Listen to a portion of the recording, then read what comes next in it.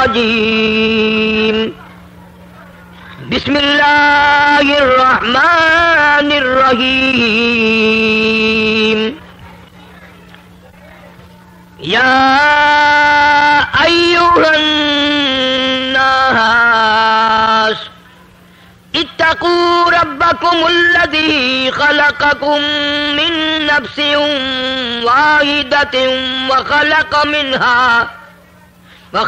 منها زوجها وبث منهما رجالا كثيرا ونساء واتقوا الله الذي تساءلون به والأرحام إن الله كان عليكم رقيبا وقال النبي صلى الله تعالى عليه وسلم النکاح من سنتی فمن رغب عن سنتی فلیس منی وقال النبی صلی اللہ تعالی علیہ وسلم من لم يرحم صغیرنا ومن لم يوقر کبیرنا فلیس منا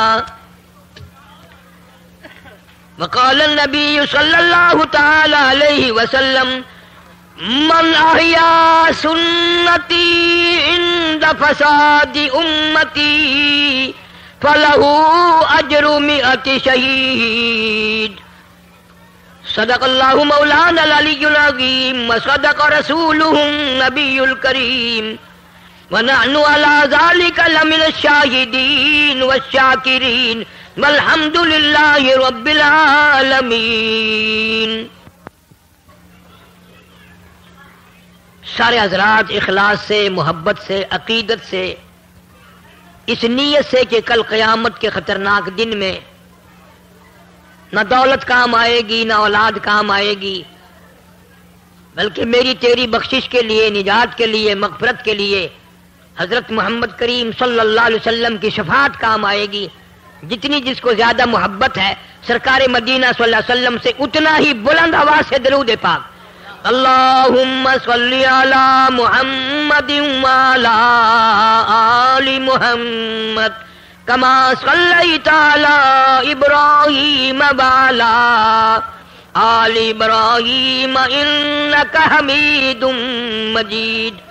اللہم بارک علی محمد وعلی آل محمد کما بارکت علی ابراہیم وعلی آل ابراہیم انک حمید مجید.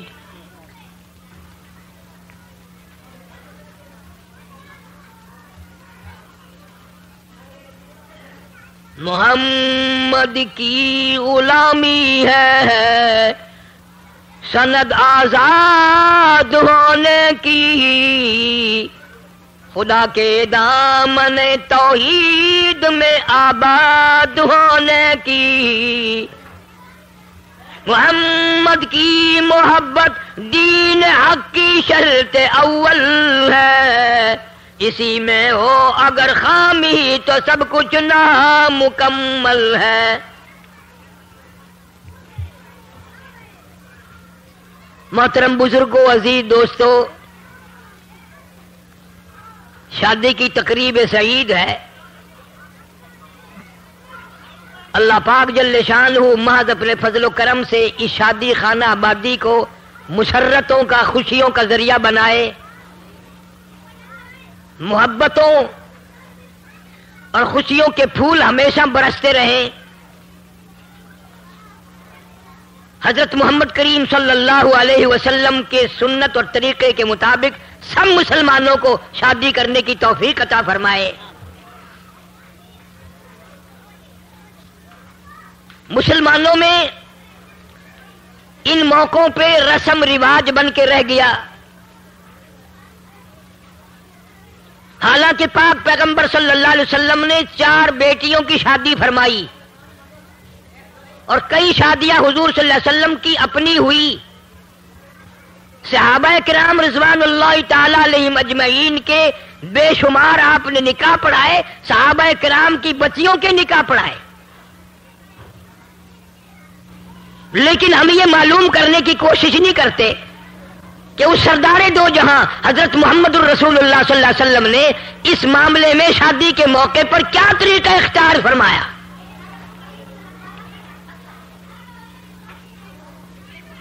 ساری باتوں کا مدار حضور کریم صلی اللہ علیہ وسلم کی ذات اقدس ہے. اگر آپ کے طریقے کے مطابق ہو تو ہر کام عبادت ہے، اور اگر آپ کے طریقے سے ہٹ کے ہو تو ہر کام بغاوت ہے. لوگوں کا نظریہ یہ ہے کہ جی مرنے کے معاملے میں تو ثواب کے کام تلاش کرو، شادیوں میں کیا ضرورت ہے،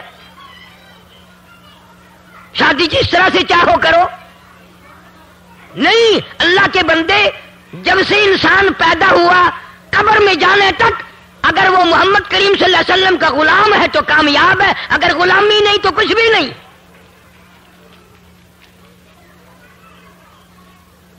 ایک بزرگ کے سامنے کسی نے تربوز مرید نے ہندوانا لا کے رکھا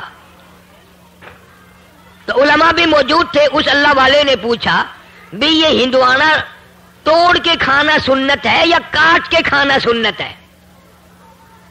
یوں ہی توڑ لیا جائے یا کاٹ لیا جائے، سنت کیا ہے؟ تو علماء نے فرمایا کہ جی اس کے بارے میں تو تفصیل معلوم نہیں، کتابوں میں یاد نہیں. تو فرمایا اسے اٹھا کے لے جاؤ، میں نہیں کھاؤں گا. اگر میں توڑ کے کھاؤں اور سنت ہو کاٹ کے کھانا خلاف ہو جائے گا، اور اگر میں کاٹ کے کھاؤں اور ہو توڑ کے کھانا سنت تو خلاف ہو جائے گا، میں تو کھاتا ہی نہیں. یہ اللہ والے حضور کریم صلی اللہ علیہ وسلم کے طریقوں پہ مرنے والے. خواجہ معین الدین چشتی اجمیری سب قید رحمت اللہ علیہ اتنے بڑے بزرگ ہیں. ایک دن آپ نے وضو فرمایا، ایک مولوی کھڑا دیکھ رہا تھا. یہ جو پیروں کی انگلیوں میں خلال کرتے ہیں نا، انگلی مارتے ہیں، اس کو خلال کہتے ہیں. تو سنت یہ ہے کہ سجے پیر کی چھوٹی انگلی سے شروع کرو اور انگلی مارتے مارتے انگوٹھے تک جاؤ، اور جب بایاں پاؤں کھبا پیر دو تو انگوٹھے کی انگلی سے انگلیاں مارنی شروع کرو، خلال کرو، چھوٹی انگلی پہ ختم کرو. یہ ہے طریقہ. خواجہ صاحب نے جب وضو فرمایا اور انگلیوں میں خلال کیا تو دونوں پیروں کی انگوٹھے سے شروع کیا. اب مولوی قدرتی بات ہے، مولوی چپ نہیں رہ سکتا. اس نے قریب ہو کر ذرا سا کہہ دیا حضرت جی گستاخی معاف، یہ خلال سنت کے خلاف ہوا، حضور صلی اللہ علیہ وسلم کے طریقے کے خلاف ہوا. اتنا بڑا بزرگ، اتنا بڑا اللہ والا برا تو کیا مانتے، یہ معلوم کر کے کہ ہاں یوں ہی مسئلہ ہے. 40 سال کی نماز دوہرائی کہ جب وضو طریقے کے سنت کے خلاف ہوا تو نماز کیسی؟ 40 سال کی نماز لوٹائی. ہم کیا لوٹائیں گے؟ ہمارے پلے ہے کچھ لوٹانے کے لیے؟ دوہرانے کے لیے کچھ ہے؟ مرضی آیا دین ہے، مرضی آیا مسئلہ ہے. جناب مدنی کریم صلی اللہ تعالی علیہ وسلم کی ذات اقدس ہے. نوجوان صحابی ہے، غریب صحابی ہے، مفلس ہے، نادار ہے، گھر نہیں، در نہیں، پر نہیں، کچھ بھی نہیں، کچھ بھی نہیں، لیکن سرکار مدینہ صلی اللہ علیہ وسلم کے دل میں اس کی بڑی محبت ہے. آپ نے دریائے کرم جوش میں آیا یوں پوچھ لیا، او میری جوان تیری شادی ہوئی کہ نہیں؟ عرض کیا یا رسول اللہ صلی اللہ علیہ وسلم میری شادی کون کرے؟ میرے پلے کچھ بھی نہیں، میری تو جھونپڑی بھی نہیں، میرا گھر بھی نہیں، میرا در بھی نہیں، میرے پاس کپڑا بھی نہیں، سامان پیسہ ٹکا کوئی نہیں، میری شادی کون کرے؟ سرکار نے ارشاد فرمایا جا فلاں صحابی کے پاس دوڑ کے جا، اس کے پاس بچی ہے، میری طرف سے جا کے پیغام دے اور میں نے تیرا رشتہ کر دیا. حضور کریم صلی اللہ علیہ وسلم کا دیوانہ دوڑا گیا اور جا کر کے صحابی کے مکان پہ کھڑے ہو کر آواز دی تمہاری بیٹی سے حضور کریم صلی اللہ علیہ وسلم نے میرا رشتہ کر دیا. انہوں نے اس کو منظور فرما لیا. واپس آ کر حضور صلی اللہ علیہ وسلم کے پاس بیٹھ گیا. آپ نے فرمایا کچھ تیاری کر. نگر جی میں نے تو پہلے عرض کر دیا تھا تیاری کیا کروں، پلے ہی کوئی چیز نہیں، میرے کوئی دمڑی دلہ نہیں ہے میرے پاس. فرمایا جا عثمان غنی ذی النورین رضی اللہ تعالیٰ عنہ سے 300 درہم قرض لے لے، جا کر تیرا قرض میں محمد الرسول اللہ ادا کروں گا۔ اندازہ لگاؤ مسلمانوں، مدنی کریم صلی اللہ علیہ وسلم جن لوگوں کی یہاں بھی ضامن بنے وہاں بھی ضامن بنے، ان کو کیا کمی ہے؟ فرمایا ضامن میں ہوں، میں ادا کروں گا۔ 300 درہم قرض لے آیا، فرمایا جا سامان وغیرہ خرید کر، جھوپڑی کا سامان خریدا، کچھ برتن خریدے، کچھ کپڑا وغیرہ خریدا، مدینے کی گلیوں میں بڑا خوش پھر رہا ہے، میری بھی جھونک بسے گی، میری بھی شادی ہو جائے گی، میرا گھر بھی آباد ہوگا، میں بھی بیوی بچوں والا بنوں گا، بڑا خوش پھر رہا ہے مدینے کی گلیوں میں۔ ادھر سے آواز آئی انفروا فی سبیل اللہ، اور کلمہ پڑھنے والوں، اسلام والوں، ایمان والوں، کفر نے اسلام کو للکارا ہے، آؤ میدان جہاد میں اللہ کی توحید کا پرچم لہرانے کے لیے، دین کا جھنڈا چمکانے کے لیے، ختم نبوت کا جھنڈا چمکانے کے لیے میدان میں آ جاؤ۔ تؤمنون باللہ ورسولہ وتجاہدون فی سبیل اللہ بِأَمْوَالِكُمْ وَأَنفُسِكُمْ ذَلِكُمْ خَيْرٌ لَكُمْ إِن كُنتُمْ تَعْلَمُونَ۔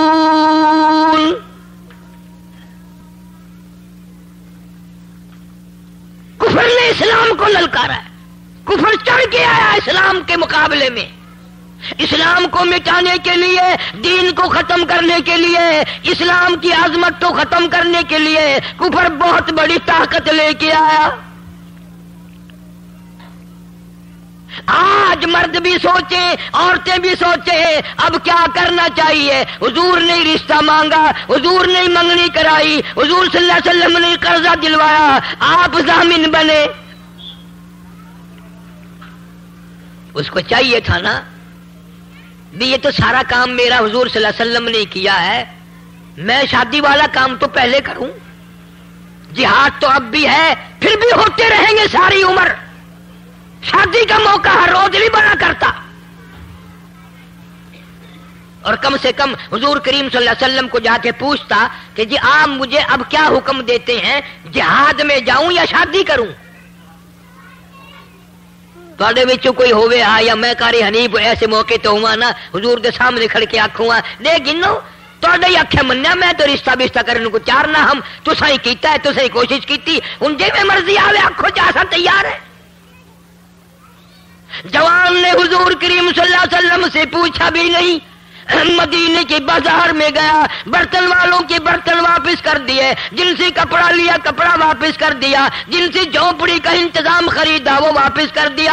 دکاندار بڑے حیران ہے کیوں واپس کرنے آ گیا، کہنے لگا شادی کی دیکھی جائے گی، پہلے مجھے قرآن نے بلایا ہے، اسلام نے بلایا ہے، میرے ایمان نے مجھے پکارا ہے، اللہ کے راستے میں کفر کو مٹانے کے لیے جاؤں گا، اللہ کی توحید کا پرچم لہرانے جاؤں گا، عظمت صحابہ کا ڈنکا بجانے جاؤں گا۔ جہاد کے میدان میں جا پہنچا، حضور کریم صلی اللہ علیہ وسلم میدان جہاد میں تشریف لائے، خود فرمایا میرا فلاں صحابی تو شادی میں مشغول ہوگا، کسی نے بتایا فجرحت جرحا شدیدا، بڑے سخت زخم کھا کے نڈال پڑا ہے، اگلی صف میں لڑائے کھڑا ہو کے جہاد کیا ہے، 70 کے قریب زخم کھائے ہوئے بے ہوش پڑا ہے۔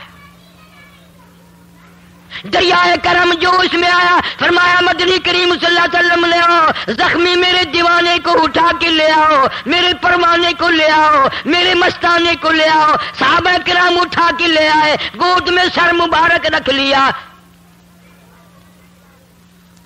محدثین نے لکھا ہے پہلے بے ہوش تھا، رحمت کائنات سارے کہہ دو صلی اللہ علیہ وسلم کی گود میں سر رکھا ہوا تھا، تھوڑا سا ہوش آیا، ہنسنے لگا، مسکرانے لگا۔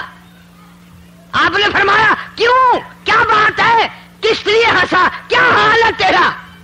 کہتا میرے سارے غم غلط ہو گئے، میرے دکھڑے ٹل گئے، میری مصیبتیں ٹل گئی، بڑے دنوں سے تمنا تھی آخری وقت ہو، کالی کملی والے کی گود ہو، میری نظر ہو، تیرا رخ انور ہو۔ سارے کہہ دو صلی اللہ علیہ وسلم، تارتا ہوا دیدار کرتا ہوا دنیا سے جاؤں، اللہ نے موقع بنا دیا ہے۔ اس لیے میں آج کہتا ہوں ملتان کے لوگوں، کوئی بیوی کو دیکھتا ہوا مرے گا، کوئی بچوں کو دیکھتا ہوا مرے گا، کوئی کوٹھی بنگلے کو تاڑتا ہوا مرے گا، کوئی مال سونے چاندی کو تاڑتا ہوا مرے گا، کوئی کسی حال میں مرے گا۔ اس جوان کے مقدر پہ دو جان قربان کر دوں، آخری وقت ہے، صلی اللہ علیہ وسلم کا دیدار کر رہا ہے۔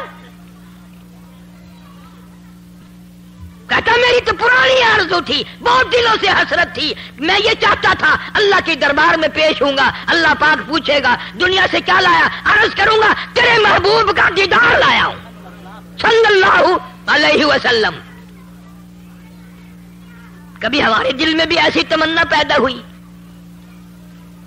یہ اتنی عورتیں ہیں، اتنے مرد ہیں، کبھی ہمارے دل میں بھی ایسا شوق آیا کہ اگر اللہ پوچھے گا دنیا سے کیا لایا تو کیا جواب دیں گے؟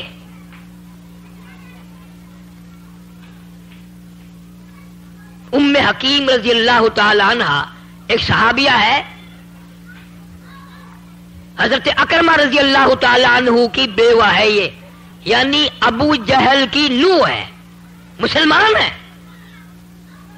اکرمہ جب مکہ فتح ہوا بھاگنے لگا، کشتی میں بیٹھ کے بھاگ رہا تھا سمندر کی طرف، ام حکیم گئی ہے، اکرمہ آجا، تو نے اس نبی کا نام سنا ہے، دیدار تو کر کے دیکھ، وہ تو رحمت ہی رحمت ہے۔ سارے کہہ دو صلی اللہ علیہ وسلم۔ اکرمہ کہنے لگا تجھے معلوم نہیں ہم نے کتنے کتنے ظلم ڈھائے ہیں، ہم نے کتنے ستم ڈھائے ہیں، ہم نے ان کو کتنا تنگ کیا ہے، یہ بدلے لیں گے۔ ام حکیم کہتی ہے اکرمہ بدلے لینے والا نہیں ہے، معاف کرنے والا ہے۔ جناب مدنی کریم صلی اللہ تعالی علیہ وسلم فتح مکہ کے دن بیت اللہ شریف میں بیٹھے ہیں، بیت اللہ شریف کی چاروں طرف ہندا نامی عورت ہے، یہ وہ عورت ہے جس نے سیدنا امیر حمزہ رضی اللہ تعالی عنہ کا کچا کلیجہ نکال کے چبایا، جگر چبایا، اور حضور صلی اللہ علیہ وسلم کو کھڑا ہوا دیکھ کے شور کیا۔ اسی کو کہتا کہ حضرت کو دکھاتی تھی ہندا، حضرت کو دکھاتی تھی ہندا، کھا کھا کے کلیجہ حمزہ کا، حضرت کو دکھاتی تھی ہندا، کھا کھا کے کلیجہ حمزہ کا، کوئی ایسے دشمن کو یارو دامن میں چھپانا کیا جانے، اتنا بڑا ظلم۔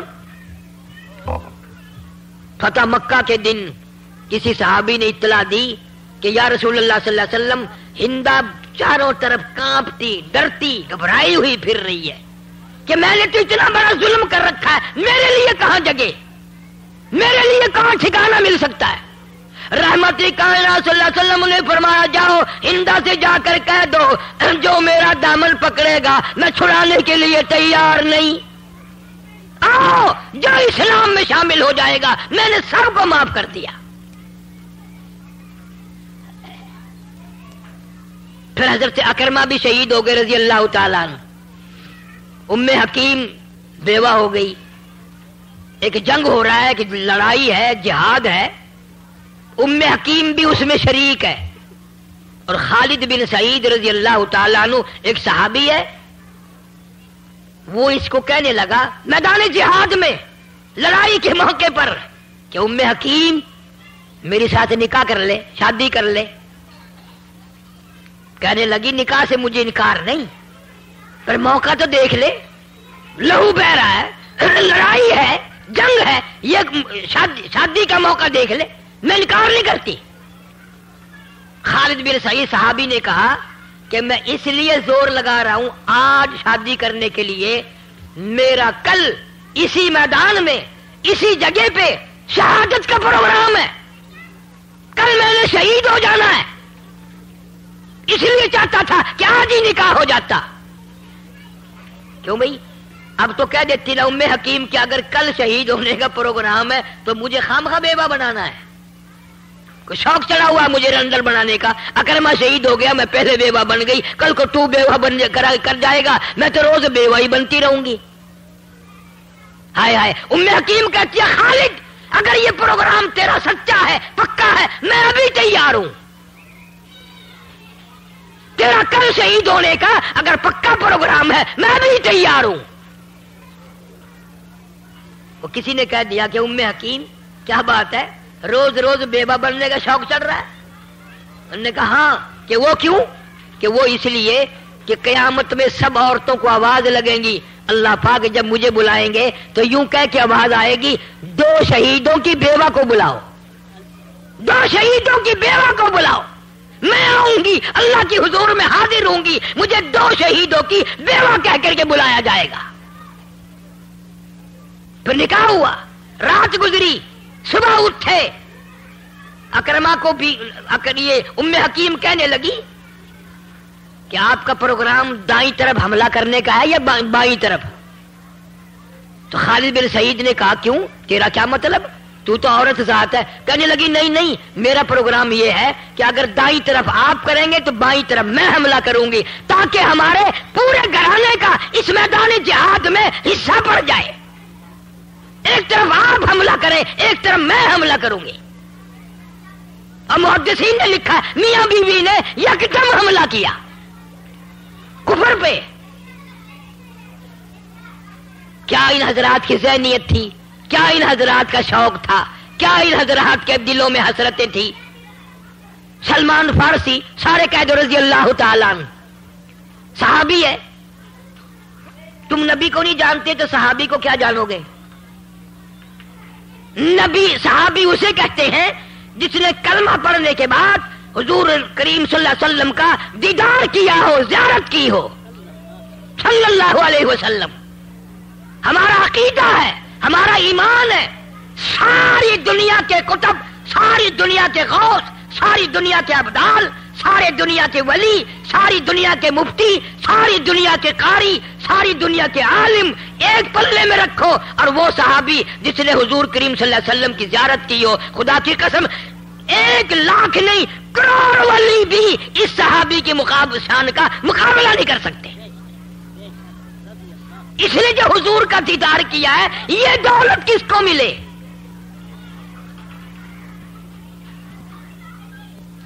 تو سلمان فارسی رضی اللہ تعالیٰ عنہ نے حضرت طلحہ سے کہا رضی اللہ تعالیٰ عنہ، یار فلاں آدمی کے پاس لڑکی ہے، میری طرف میرے لیے جا کے رشتہ تو مانگ لے. میرے منہ نہیں بات بنتی کہ میں خود مانگوں. کہ اچھا میں جاؤں گا. حضرت طلحہ رضی اللہ تعالیٰ عنہ نے 1 مہینے تک کوئی جواب ہی نہیں دیا. تو ملاقات ہوئی تو سلمان فارسی نے پوچھا کہ یار طلحہ تیرے ذمے کام لگایا تھا، تو نے جواب ہی نہیں دیا. اس نے کہا یار شرمندہ ہوں تیرے سے جان کے جواب نہیں دیا. اس نے کہا کیا؟ کہ میں گیا تو تیرے لیے تھا رشتہ مانگنے. انہوں نے کہا بھائی ہم تجھے دیتے ہیں اس کو نہیں، اور ابھی نکاح کر دے. انہوں نے میرا ہی نکاح کر دیا. تو حضرت سلمان فارسی کہنے لگے کہ یار میں تجھ سے شرمندہ ہوں کہ اللہ تعالیٰ نے مقدر میں تو تیرے لکھی تھی، میں خامخواہ ٹانگ اڑا رہا تھا. ہمارا دور ہوتا نا بھیجا میں ہی اپنا چکر چلا گڈا، دیکھتا دیکھوں پتہ کروں گا تیرا، میں دیکھ لوں گا کیسا گھر بسائے گا. سلمان فارسی کہتا ہے میں تجھ سے شرمندہ ہوں، طلحہ کہتا ہے میں تجھ سے شرمندہ ہوں. کیسے دل رنگ دیے تھے، کیسے دل نبی کریم صلی اللہ علیہ وسلم نے پاک صاف کر دیے تھے. حضرت علی سارے قید رضی اللہ تعالیٰ عنہ بلایا حضرت علی کو حضور صلی اللہ علیہ وسلم نے، اور بلا کے فرمایا اے علی میں فاطمۃ الزہرا رضی اللہ تعالیٰ عنہ سے تیرا نکاح کرنا چاہتا ہوں، حق مہر ادا کرنے کے لیے کوئی چیز ہے؟ نہیں یا رسول اللہ میں تو میدان کا جہاد کا سپاہی ہوں، میرے پلے کچھ نہیں ہے، کچھ بھی نہیں میرے پلے. تو حق مہر ایسی چیز ہے اللہ پاک نے حضرت آدم علیہ السلام کو پیدا فرمایا، جنت میں رہائش تھی، آدم علیہ السلام جنت میں رہتے تھے، لیکن خلوت، تنہائی، وحشت دل نہیں لگتا تھا، آدمی کوئی نہیں اور دوسرا انسانی کوئی نہیں۔ اللہ تعالیٰ نے حضرت حوا کو پیدا فرمایا،